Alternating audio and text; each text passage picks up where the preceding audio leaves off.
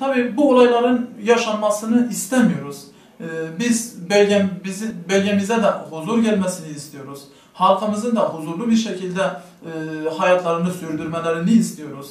Esnaflarımızın, iş sahibi, iş adamlarımızın ve kısacası bölgede yaşayan bütün insanların huzurlu bir ortamda yaşamalarını, bir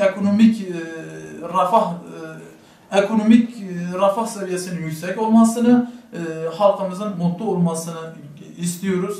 IŞİD'den daha zalimane, IŞİD'e rahmet okutacak şekilde insanları öldürmek, insanları katletmek, özellikle gencecik insanlara, kurban eti dağıtımından dönen gençleri, kurban eti hala ellerinde kurban eti poşetleri olan insanlara, gencecik insanlarımızı bu şekilde katletmek hiç kimseye yarar sağlamayacaktır. Başta HDP ve uzantılarına çağrımız. Diyoruz ki artık yeter. Halkın içine bu kadar fitne soktunuz.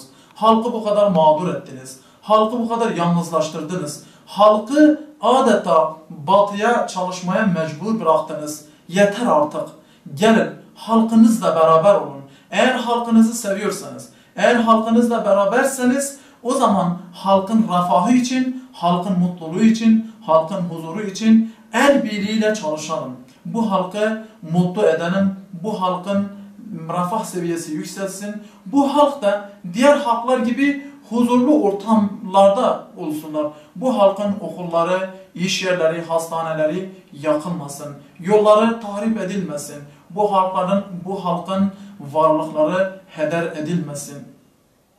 Biz bu olaylarda hayatını kaybedenlere Allah'tan gani gani rahmet diliyoruz.